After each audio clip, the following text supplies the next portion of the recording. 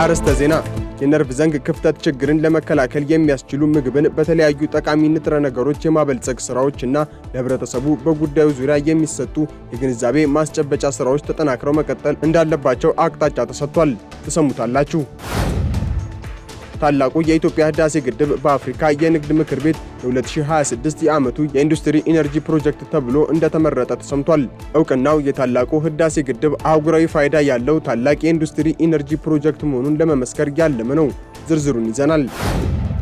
ኢትዮ ቴሌኮም ዋና መስሪያ ቤቱን ሀርጌሳ ከሆነው ሶም ኬብል ከተሰኘ የግል የቴሌኮም ኩባንያ ጋር በዓለም አቀፍ የዲጂታልና የቴሌኮም አገልግሎቶች ላይ ያለውን ትብብር ለማስፋትና ስትራቴጂካዊ ድንበር ተሻጋሪ አጋርነት ለመመስረት ያለመ ውይይት ማድረጉን አስታወቀ።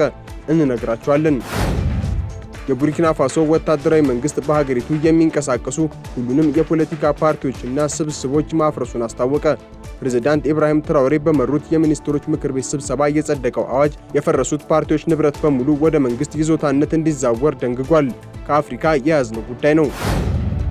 የአውሮፓ ህብረት የኢራንን የአብዮት ጥበቃ ኃይልን አሸባሪ ብሎ መሰየሙን ተከትሎ ኢራን ውሳኔው ህገወጥና አድሏዊ ነው ስትል አወገዘች።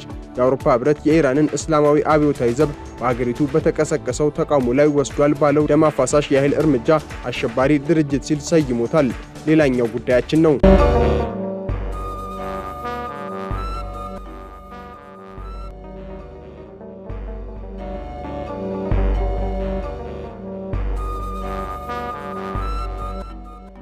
የነርቭ ዘንግ ክፍተት ችግርን ለመከላከል የሚያስችሉ ተግባራት ላይ ትኩረት እንዲደረግ ተጠየቀ። የነርቭ ዘንግ ክፍተት ችግርን ለመከላከል የሚያስችሉ ምግብን በተለያዩ ጠቃሚ ንጥረ ነገሮች የማበልጸግ ስራዎችና ለህብረተሰቡ በጉዳዩ ዙሪያ የሚሰጡ የግንዛቤ ማስጨበጫ ስራዎች ተጠናክረው መቀጠል እንዳለባቸው በህዝብ ተወካዮች ምክር ቤት ከተለያዩ ቋሚ ኮሚቴዎች የተቋቋመው ኮሚቴ አቅጣጫ ሰጥቷል።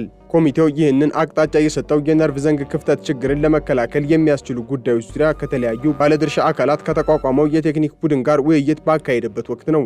የኢንዱስትሪና ማዕድን ጉዳዮች ቋሚ ኮሚቴ ሰብሳቢ ዶክተር አማረች ባካሎ የነርቭ ዘንግ ክፍተት ችግርን ለመከላከልና ጉዳት የደረሰባቸውን ዜጎችም አስፈላጊውን ድጋፍ ለማድረግ ከተለያዩ ተቋማት የተቋቋመው የቴክኒክ ቡድን ሀገራዊ እቅድና የድርጊት መርሃ ግብር አዘጋጅቶ በቅንጅት መስራት እንዳለበት አሳስበዋል። በሽታውን ለመከላከል በሚከናወኑ ተግባራት ላይ የሚስተዋሉ የህግ ክፍተቶችና የቅንጅት ችግሮች ካሉ በመለየት ማቅረብ እንዳለባቸውና ለውጥ ለማምጣት በሚያስችል መልኩ ሊሰራ እንደሚገባ አቅጣጫ ሰጥቷል። የኮሚቴው አባላት በበኩላቸው በሽታውን ለመከላከል ዘይት፣ የስንዴ ዱቄትና ሌሎችንም ምግቦች በጠቃሚ ንጥረ ነገሮች በማበልጸግ ላይ እየተሰሩ ያሉ ስራዎች የሚበረታቱ መሆናቸውን ገልጸው በየደረጃው ላሉ የህብረተሰብ ክፍል እንዲደርስ በደንብ ሊሰራበት እንደሚገባ መግለጻቸውን ከህዝብ ተወካዮች ምክር ቤት ያገኘነው መረጃ ያሳያል። ህዳሴ ግድብ የአፍሪካ የዓመቱ ምርጥ የኤነርጂ ፕሮጀክት ተብሎ ተመረጠ። ታላቁ የኢትዮጵያ ህዳሴ ግድብ በአፍሪካ የንግድ ምክር ቤት የ2026 የዓመቱ የኢንዱስትሪ ኢነርጂ ፕሮጀክት ተብሎ እንደተመረጠ ተሰምቷል። እውቅናው የታላቁ ህዳሴ ግድብ አህጉራዊ ፋይዳ ያለው ታላቅ የኢንዱስትሪ ኢነርጂ ፕሮጀክት መሆኑን ለመመስከር ያለመ ነው ተብሏል። በአፍሪካ የንግድ ምክር ቤት የአፍሪካ የንግድ ሽልማት ዳይሬክተር መሐመዱ ሀያቱ እንደገለጹት ምክር ቤቱ ፕሮጀክቱን ለመሸለም የወሰነው ግድቡ ለአፍሪካ የኢንዱስትሪ ሽግግር፣ ለቀጠናዊ የንግድና የኤሌክትሮኒክስ ትስስር እያበረከተ ያለውን የጎላ አስተዋጽኦና የፕሮጀክት አመራር ሚና እውቅና ለመስጠት ነው። ግድቡ በኃይል ማመንጨት አቅምና ዋስትና እንዲሁም በረጅም ጊዜ የኢንዱስትሪ ሽግግር ላይ የተደረገ ትልቅ ኢንቨስትመንት መሆኑን ዳይሬክተሩ ተናግረዋል። ግድቡ ለከፍተኛ ማኑፋክቸሪንግ፣ ለግብርና ማቀነባበሪያና ለኢንዱስትሪ የእሴት ሰንሰለቶች መሰረት የጣለ መሆኑን የጠቆሙት ሚኒስትር መሐመዱ ለቀጠናዊ የኃይል ትስስርና ለዘላቂ ኢኮኖሚያዊ ልማት ከፍተኛ አስተዋጽኦ እንደሚያበረክት መናገራቸውን ከኢትዮጵያ ኤሌክትሪክ ኃይል ገጽ ላይ ያገኘነው መረጃ ያሳያል። ኢትዮ ቴሌኮም እና ሶም ኬብል አጋርነት ለመመስረት ያለመ ውይይት አደረጉ። ኢትዮ ቴሌኮም ዋና መስሪያ ቤቱን በሶማሌላንድ ሀርጌሳ ከሆነው ሶም ኬብል ከተሰኘ የግል የቴሌኮም ኩባንያ ጋር በዓለም አቀፍ የዲጂታልና የቴሌኮም አገልግሎቶች ላይ ያለውን ትብብር ለማስፋትና ስትራቴጂካዊ ድንበር ተሻጋሪ አጋርነት ለመመስረት ያለመ ውይይት ማድረጉን አስታውቋል። ኢትዮ ቴሌኮም ባወጣው መግለጫ የኩባንያው ዋና ስራ አስፈጻሚ ፍሬህይወት ታምሩ፣ የሶም ኬብል ሊቀመንበር መሐመድ ሰይድ ጉኢዲና ዋና ስራ አስፈጻሚው መሐመድ ኢብራሂም አህመድ ጋር ተገናኝተው መወያየታቸውን አስታውቋል። ውይይቱም በዲጂታል መፍትሄዎች አማካኝነት በውጭ ሀገራት ገበያ ላይ ያለውን እድገት ለማፋጠን በሚያስችል የትብብር እድሎች ላይ ያተኮረ መሆኑ ተነግሯል። እንደ መግለጫው ከሆነ ውይይቱ የዲጂታል ቴክኖሎጂን በመጠቀም ዓለም አቀፍ የገበያ አቅምን ማሳደግ በሚቻልባቸው ጉዳዮች ላይ ያተኮረ ሲሆን በዚህም ወቅት ኢትዮ ቴሌኮም እየተገበረው ስላለው የሪፎርም እቅድና ቅድሚያ የሚሰጣቸው ጉዳዮች ላይ ውይይት አድርገዋል። በቡርኪና ፋሶ የሚገኙ ሁሉም የፖለቲካ ፓርቲዎች እንዲፈርሱ ተወሰነ። የቡርኪና ፋሶ ወታደራዊ መንግስት በአገሪቱ የሚንቀሳቀሱ ሁሉንም የፖለቲካ ፓርቲዎችና ስብስቦች ማፍረሱን አስታውቋል። ፕሬዝዳንት ኢብራሂም ትራውሬ በመሩት የሚኒስትሮች ምክር ቤት ስብሰባ የጸደቀው አዋጅ የፈረሱት ፓርቲዎች ንብረት በሙሉ ወደ መንግስት ይዞታነት እንዲዛወር መደንገጉ ተነግሯል።